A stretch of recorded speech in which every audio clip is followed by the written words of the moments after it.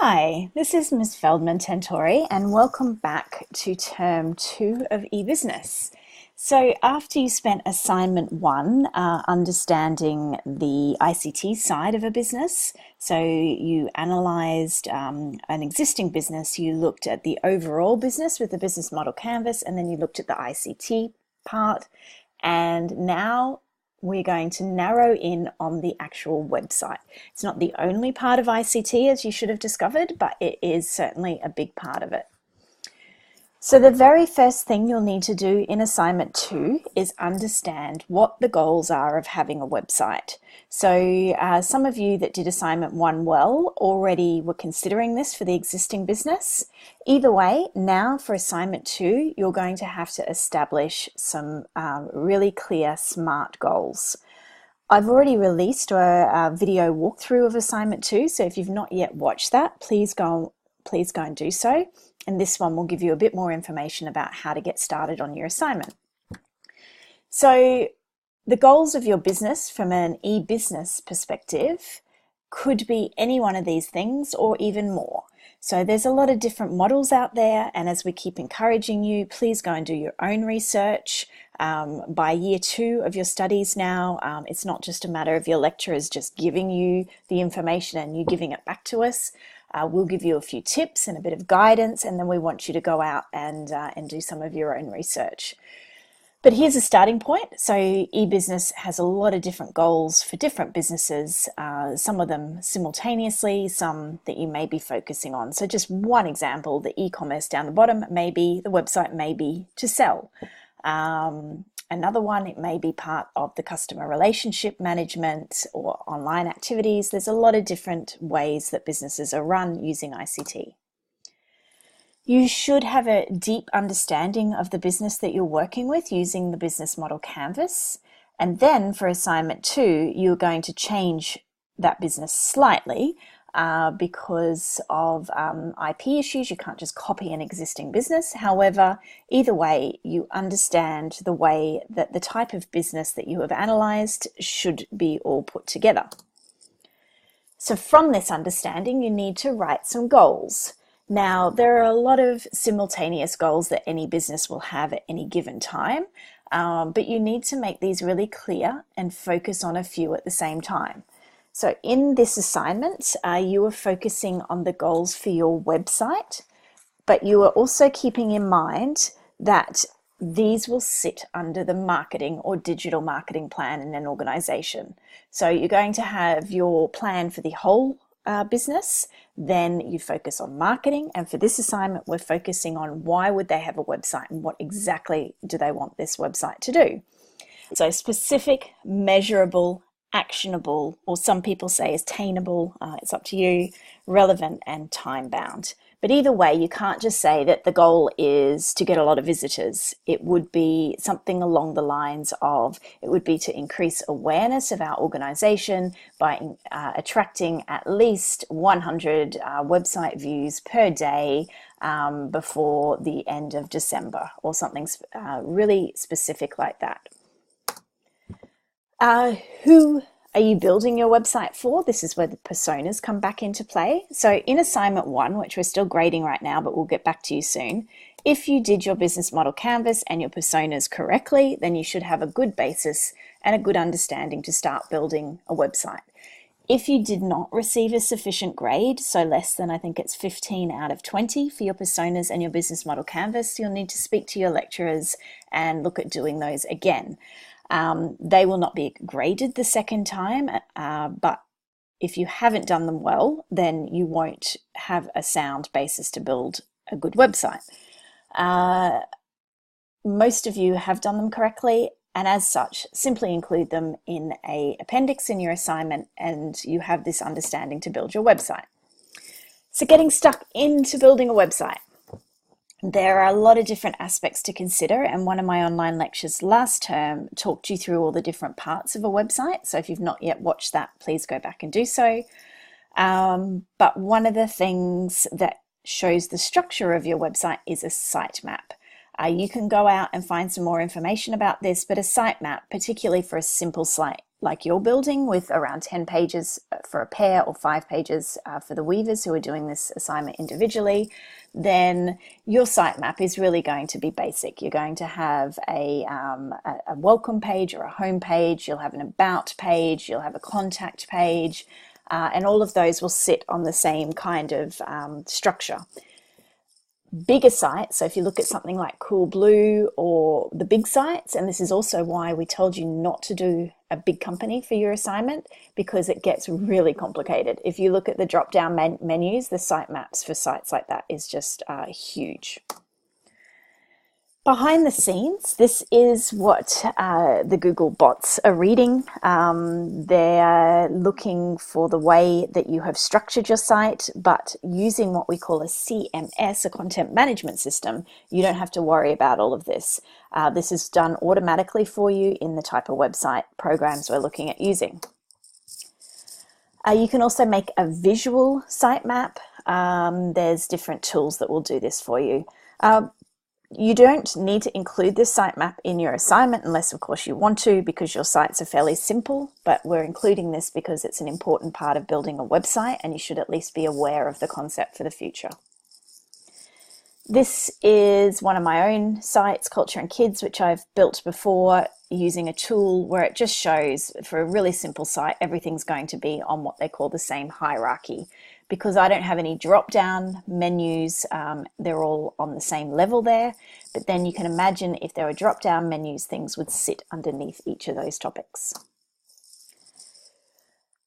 On another website that I've built, which is DutchAustralian.com, you obviously have text on your site. So this is one example of the text that I've written under community.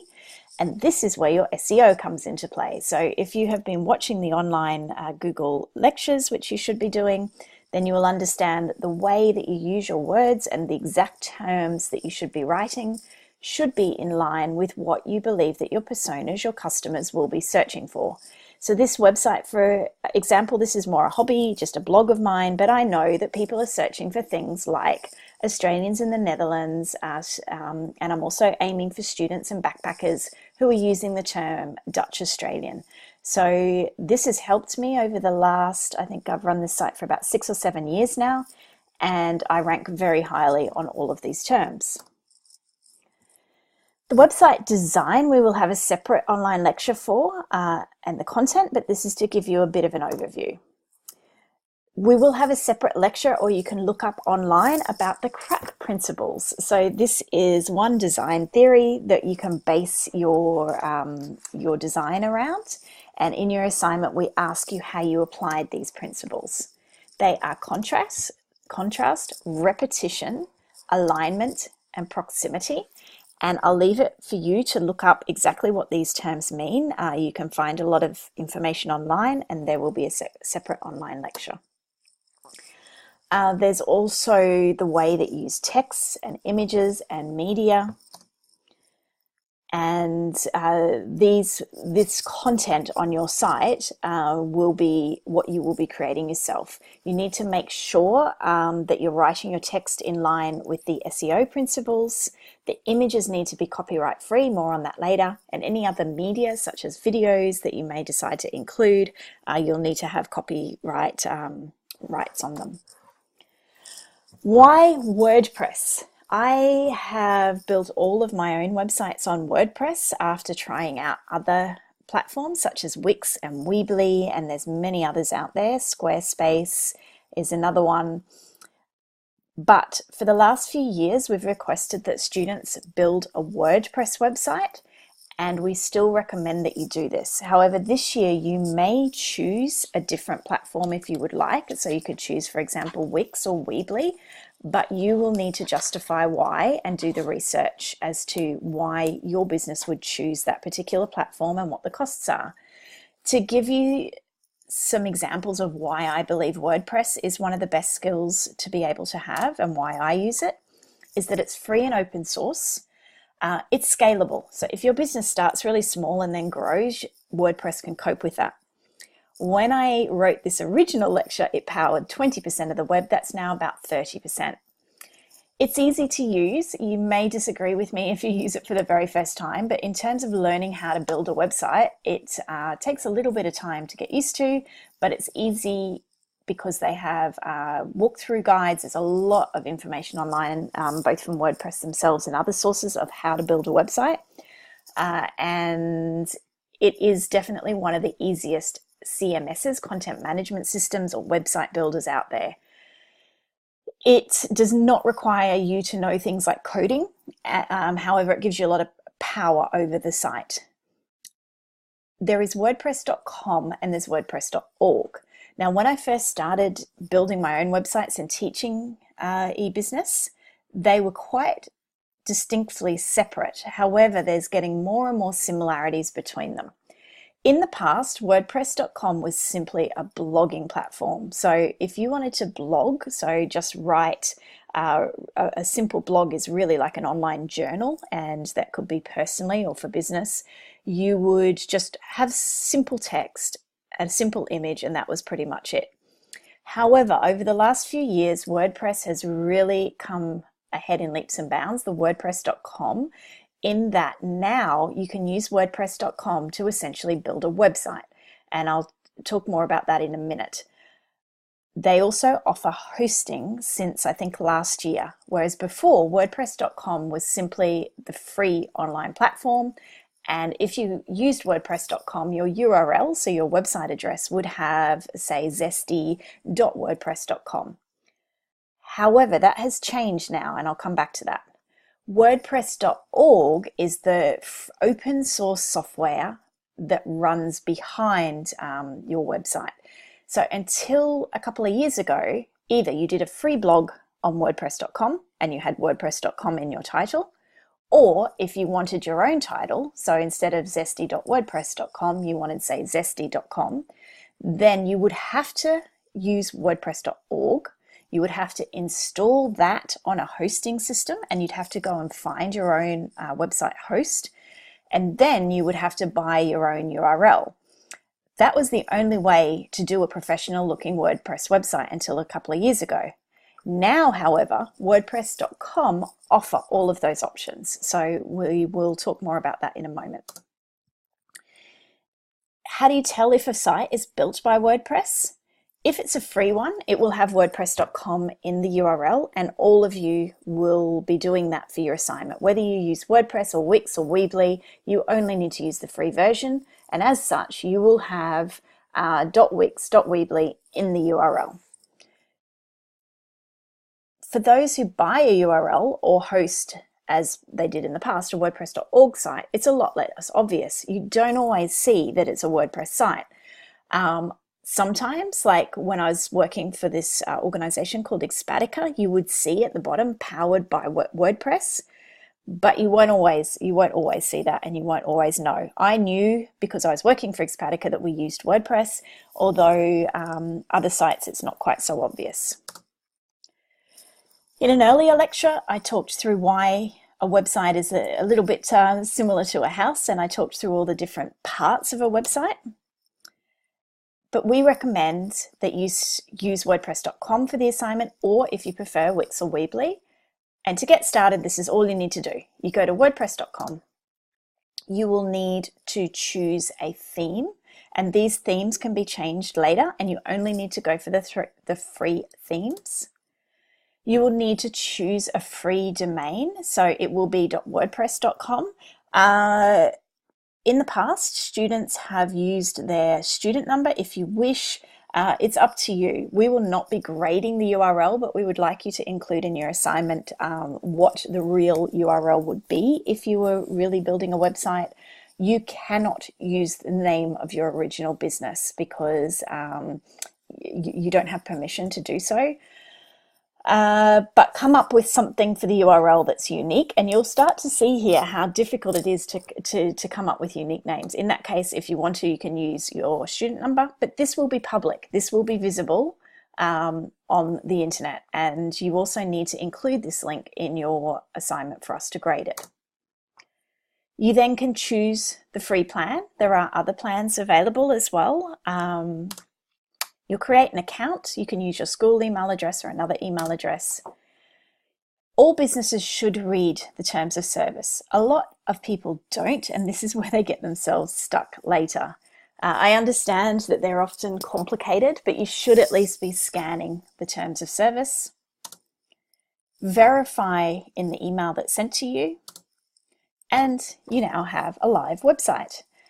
If you decide to use Wix or Weebly or research a different one, then you're also welcome to do that, but your lecturers do not have the time or experience to be helping you with all the technical questions. This is also why small businesses should really choose a platform and stick with it if they're working on their own website, because it takes some time to learn the different platforms. So this year you have the choice which platform you would like, and there's a lot of articles out there comparing them to help you make your choice. You may have also talked to your original business and asked them which website they have used and why, so you could use that knowledge as well. WordPress.com has a lot of resources. They'll give you a lot of online help, so make sure you allow some time to read through this. One of the main differences to know if this is your very first time building a website is there is a post. A post used to be a blog post. However, now you could view it also as a bit of a, let's say, a news article. But a post is a type of a news type blog post type of article.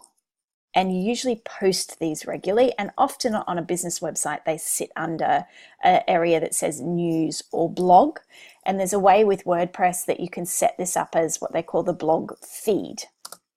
A page is usually more static. Usually you don't change these all that often.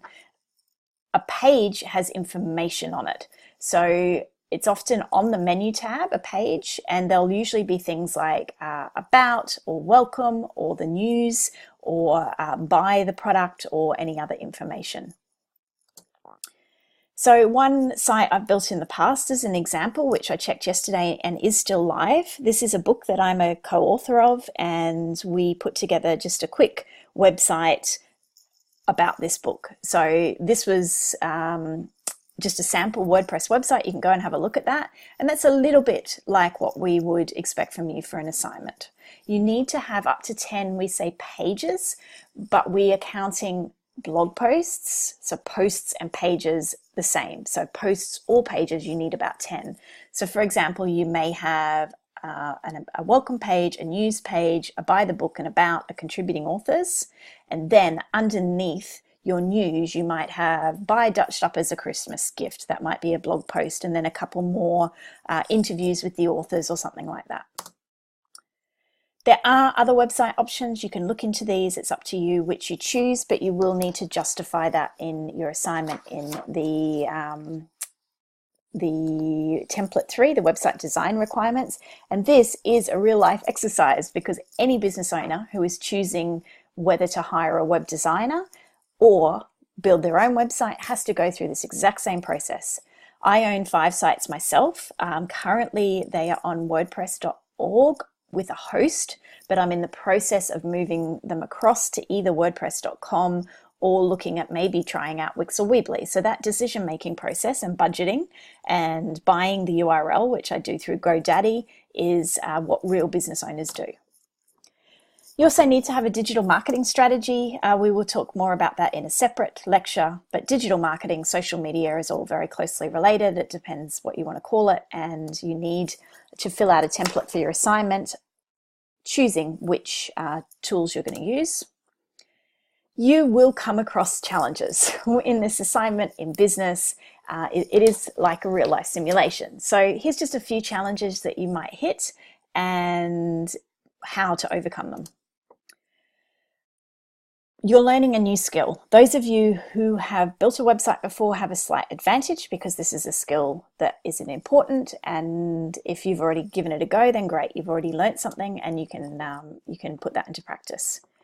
Any new tool takes time. It will take a little while to learn, and you will not know how to use it instantly. WordPress have a lot of great resources. There's some in the syllabus, I believe. This year I may have moved them out of there, but I'll put them on Blackboard.